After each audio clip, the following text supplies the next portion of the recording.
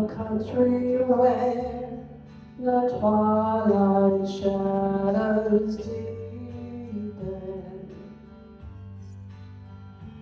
A rainy day where night will never be.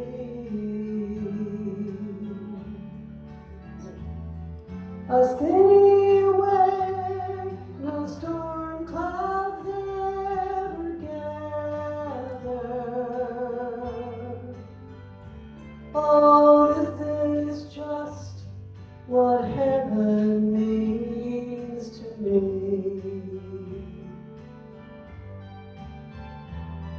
What will it be when we get over yonder and join the throng around the glassy sea? We'll meet our loved ones and crown Christ forever. Oh, this is just what heaven means to me. And when at last I see the face of Jesus before his image, other loves all flee.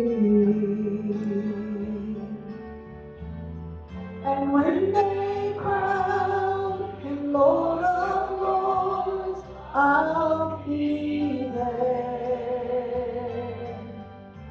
Oh, this is just what heaven means to me.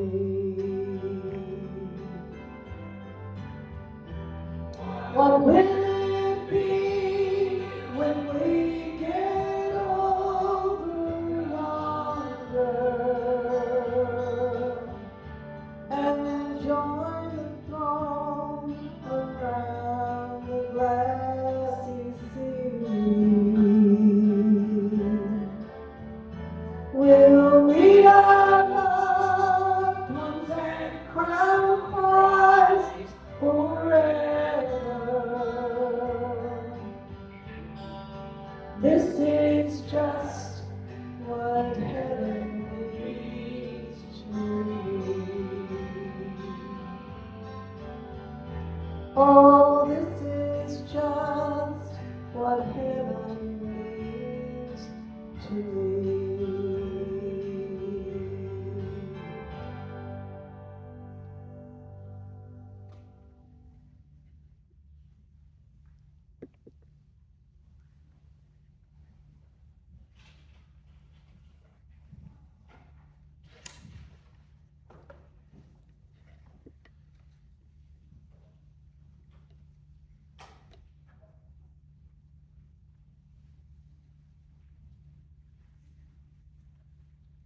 One of the old time favorites, isn't it? Thank you, Janice. I don't know whether I've ever told you about the old fella that I used to ride motorcycles with. His name was Dave. Dave had ridden a Harley Davidson all over the United States and Mexico. And he was a character. And he was one of them people that it's hard to describe what spending time with him was like. He was a lot of fun. Very down to earth, but very well known in the Harley Davidson circuit. As a matter of fact, in 1969, Harley Davidson took his 1984 Harley, because it had so many miles on it, 416,000 miles on it, and gave him a brand new one because they wanted to take this Harley and look in the research department and see where the weaknesses were and this kind of thing. But anyway, we would go out for a ride, and it might not be but 80 miles, okay? But 200 miles later, we get back home. And he called that his shortcut. Well, I'm going to take a shortcut to get to the text this morning, so just hang on, okay? It will take me a few minutes to get there, but I think it's important to go this route. So this is my shortcut. Mark chapter 1, verse 40, I believe is the verses that we chose. There's three different passages with this same text in it. So, but when Jesus came down from the mountain, large crowds followed him, and suddenly a leper came and knelt before him, saying, Lord, if you are willing, you can make me clean. And Jesus reached out his hand and touched the man. I am willing, he said. Be clean. And immediately his leprosy was cleansed. In the late 80s, Kathy, my older daughter Carrie, and I were living in Asheboro, pastoring Back Creek Friends. To continue work toward my theology degree, I enrolled in John Wesley College. Now, I'll tell you up front, I love that school. It was a lot different than Holmes. Holmes was primitive, and this one was up to date. It was, there was no dress code. You had to wear a dress and, a tie, and you had to wear a jacket and all this at Holmes, where they wore shorts. I didn't, but they did. And it took me a while to get used to that, but I love that school. One of the tremendous things about John Wesley was that it was a melting pot of Christian belief systems and diverse backgrounds. You had everything there. Every denomination about it under the sun. One of my friends there was Church of God of Prophecy, and this is a Wesleyan school. And then there were different ages. I was 31 or 2 or something like that, and I was no way as close to the oldest one that was there. So far as as you can imagine, with that diverse population and that broad age group and all those denominations, when a controversial subject came up, well, see if you remember this. It was very interesting. It got to be something, you got to be old to remember that. It was interesting. And one part of our curriculum required us to attend a class that was something like a senior seminar. Its purpose was to present and discuss current events as Christians in the world. See, that's something we normally didn't do in college. You didn't really get into the practical stuff, you just studied theology. Well, this particular class brought you in, and they presented to you a current event that was at that moment an issue in society, and then we talked about it as a Christian, how we would face it, how we would live, how we would respond, and that kind of thing. And so as you can imagine also, it was a difficult class sometimes because you had such a diverse background in there and all these denominations and ideas about the way that we ought to live in the world. And so sometimes it could get to be very interesting. Well, the regular faces were there that morning, and when I went in, and there was the same one that we always visited, gathered with. There was probably 10 or 12 of us, but there was one guy there that I had never seen in classes nor on campus. And when you first saw him, the thought that comes to mind is that this fella is streetwise. He didn't look like the rest of us. His hair was long and he's dressed streety. He just looked different. Well, we've all given our illustrations, our introductions to him. We've told him who we were, what we did, this kind of thing. Then become his time, and He told us about who he was and about his time on the lived on the street and this kind of thing. But then he dropped a bomb on us. His life on the street had infected him with HIV/AIDS. Now back then we called that, because we had no idea. Now, please remember that we're talking about the late 80s. This is a new topic then. But we call that full-blown AIDS. The man had a death warrant.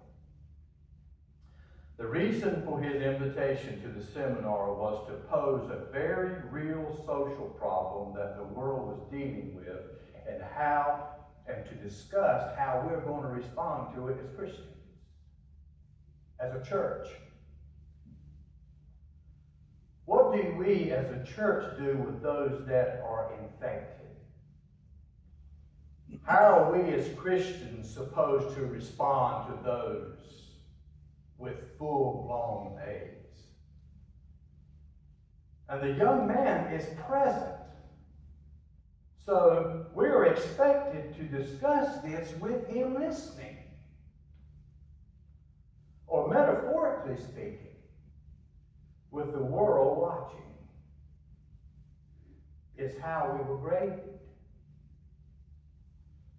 The discussion was started with a question. Should a person with HIV/AIDS be allowed to participate in a closed setting where the chances of infection are real?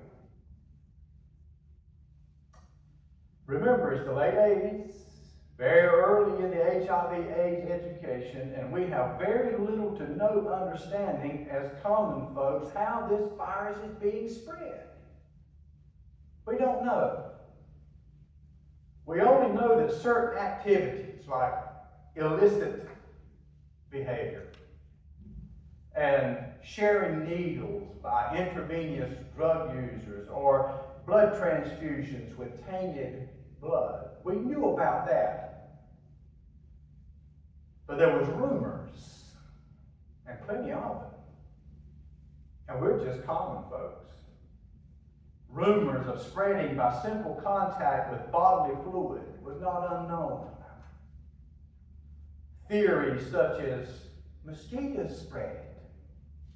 They bite this one and then they bite that one and they transfer the germ from one to the other. Could be mosquitoes. Maybe it's coughing. They could cough on you or sneeze. How is this virus spread? So you can imagine how the presence of this young man created a stir of uncertainty in that class that morning. Some were not very happy that they were invited into this class with that young man sitting there and they weren't told about it. We were already in his presence, not knowing how it spread. What if we got it now? Some of us had shake hands with him. Others had actually hugged him and welcomed him. And so some were extremely angry that they weren't told that this man was going to be there. Others felt that they were safe as long as they kept their distance. I haven't touched him. I haven't been around him. I've not heard him cough or sneeze. And we don't have any mosquitoes, so everything is okay. Now, you can add to this social ignorance of how the virus spread to the response of that time of the church. Pulpits across America proclaim the virus as a judgment of God on immoral lifestyles, namely homosexual. Others argued that not everyone suffering from the disease fell under the heading of gay or drug users, so judgment is a moot point. And then this event took place with, what was his name? White. Ryan White. And he contracts HIV/AIDS from a tainted blood source because he was a hemophiliac and he had been in a treatment and he contracted it.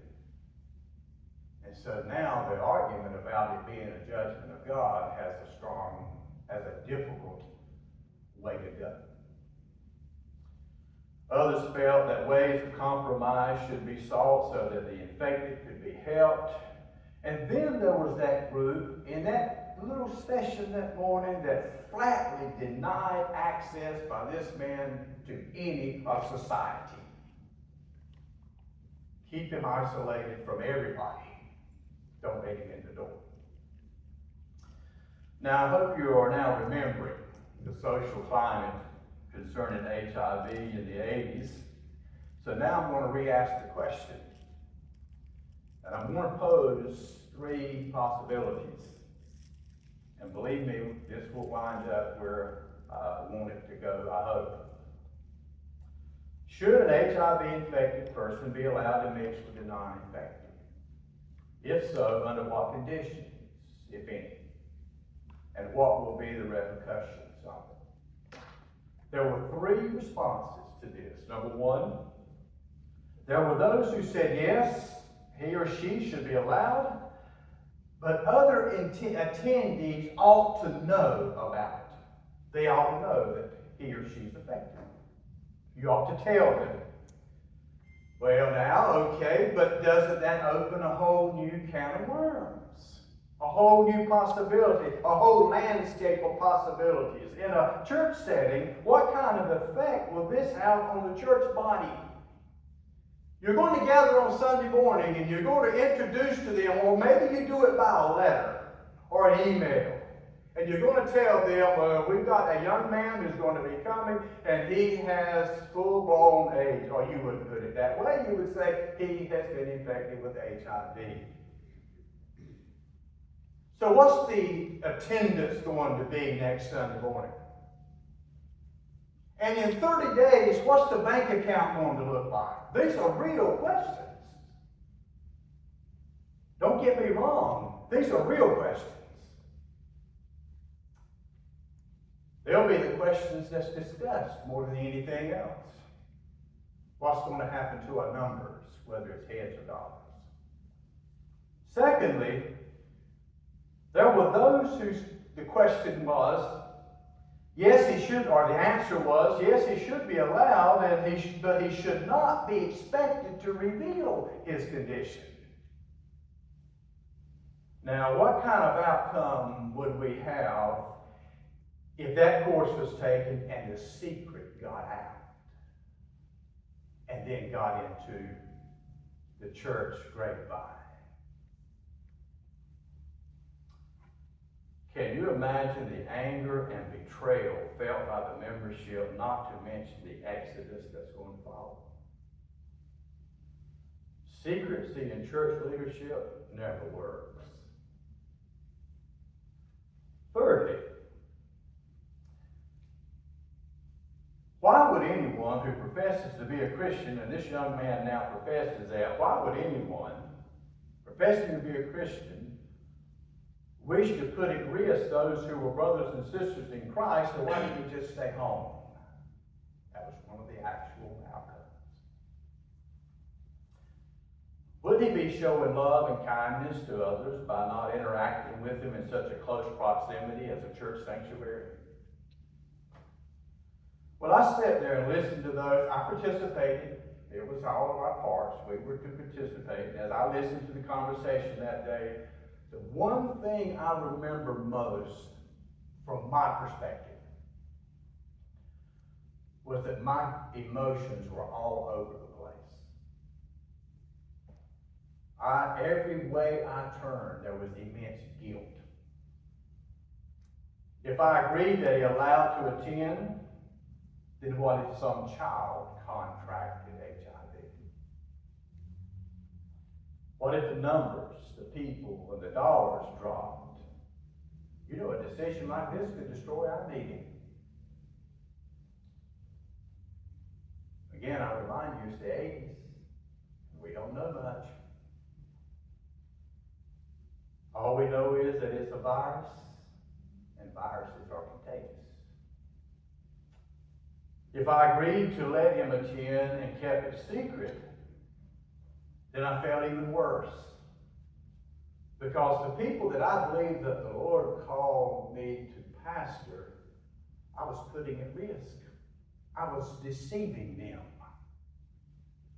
if I kept it secret. And what if someone found out?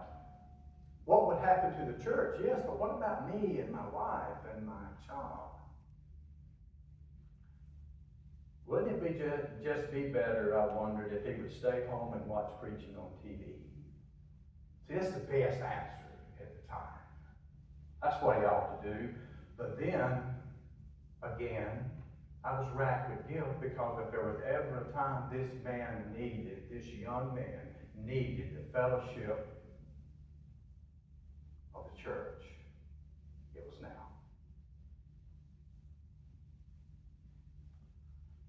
Interestingly, these same challenges and fears and uncertainties has recently been presented to us in the outbreak of COVID. We went through the same things, basically. People went to extremes, fist fights over masks or not wearing masks. No mask, no entry. It doesn't matter whether you tested positive or not. No mask, no entry. Infected or not, people smolder with anger if you fail to wear a mask. They look at you like you have a third eye if you just have a mask on.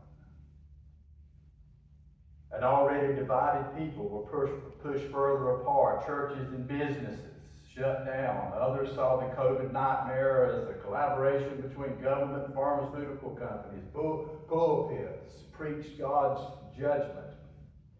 Now, as for me, I was trucking during COVID. It was wonderful. There was no traffic jams.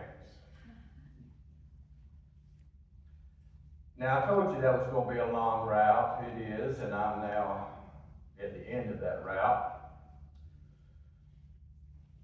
We come now to our text.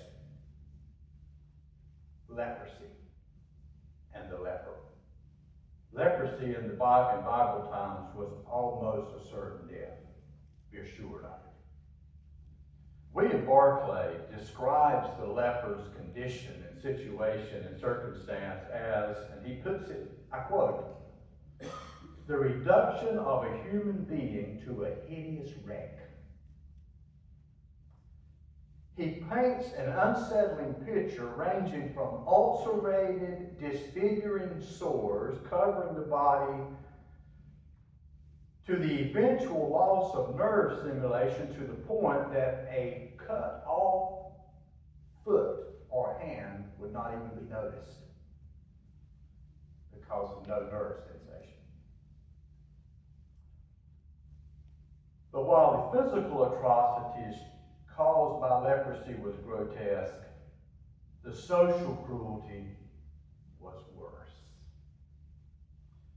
Its diagnosis in a community divided families, set man against man, neighbor against neighbor.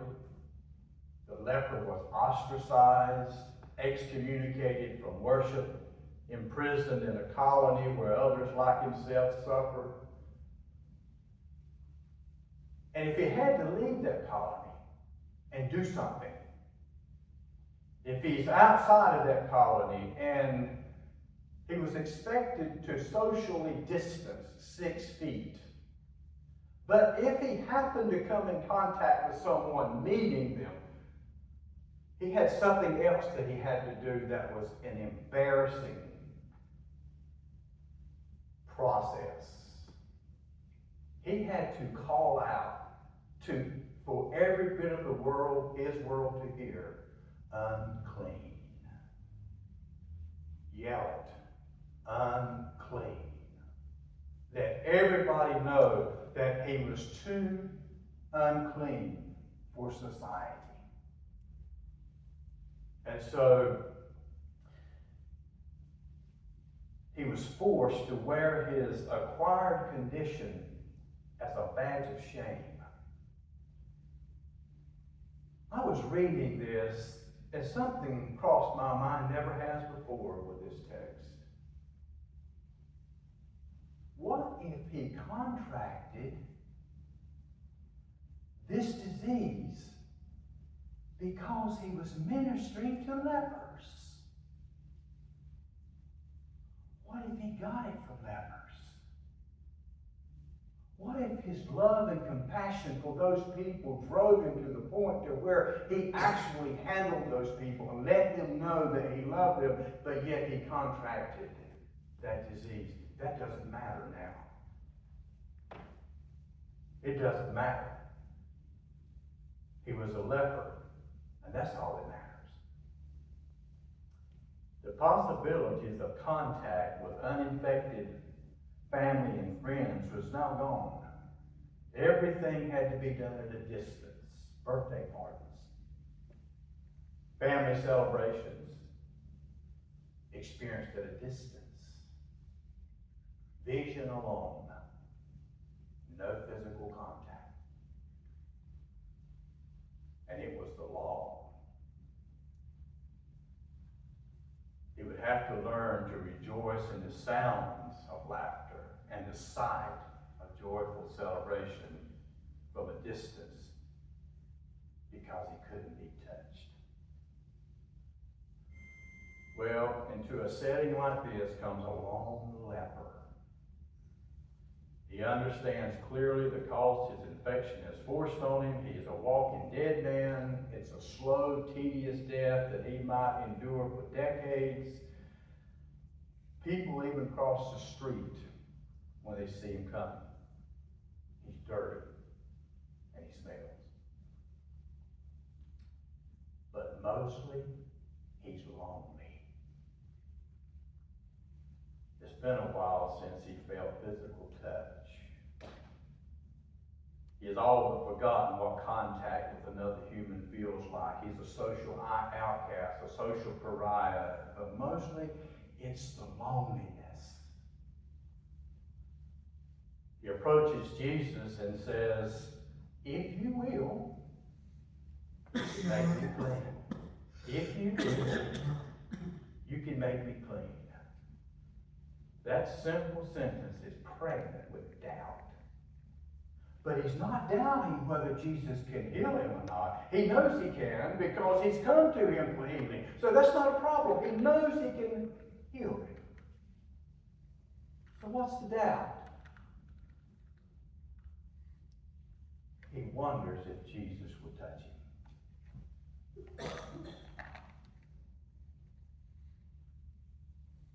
Lord, I know you can, if you will. But will you touch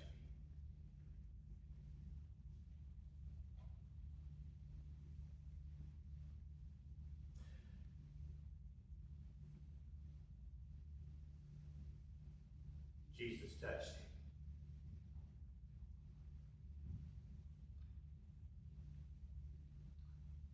One author I read this week tells of a lady who was visiting an orphanage for children that had no known family whatsoever. She stood and watched these children during their morning rituals. They were lining up, getting ready to go to breakfast, and you know, they're children. They're running everywhere. They're doing children stuff.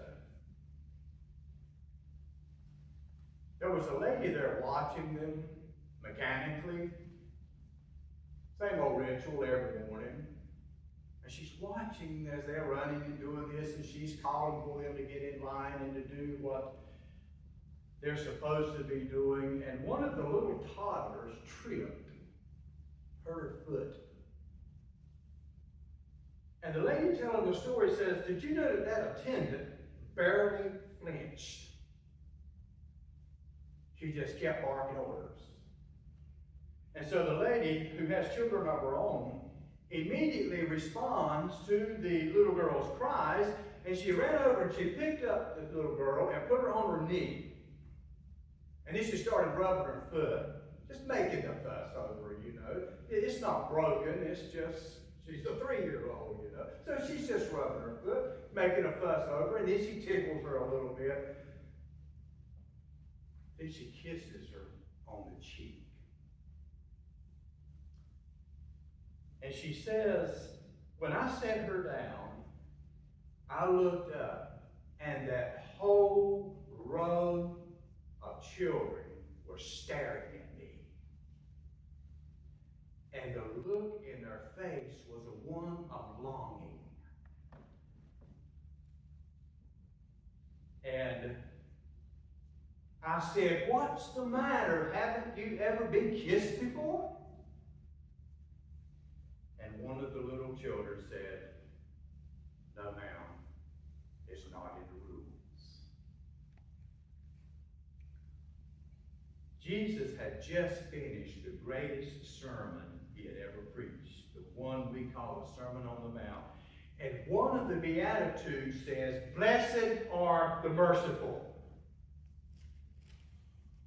And here was an object lesson. He could show mercy. And he touched that leper. He bridged the 6-foot distance which regulations impose. He broke the rules.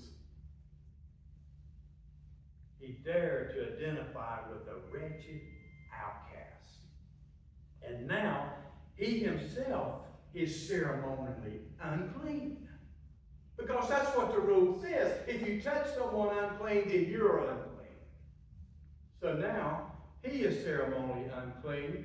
But that couldn't be helped because, you see, love cannot live at arm's length. It has to touch. There is this thing that we do a lot of. We say, I will pray for you. Well, that's great. But there are certain situations where platitudes just don't work. And it's those places when things are bad, when people need to be touched. Could you imagine the change in this man's life that followed because Jesus was willing to touch him? My own imagination took leaps and bounds. Was he married? Did he have children? What was it like to hug his family again? What did that human contact that we take so for granted feel like after such a long time? Can you imagine him trying to describe that touch to his wife? Maybe he's standing there at the mirror shaving or something. And he's deep in thought, and his wife says, well, honey, you've been healed. Why? Why are you so distant? And he says, honey, I don't know, I'm just thinking about that touch.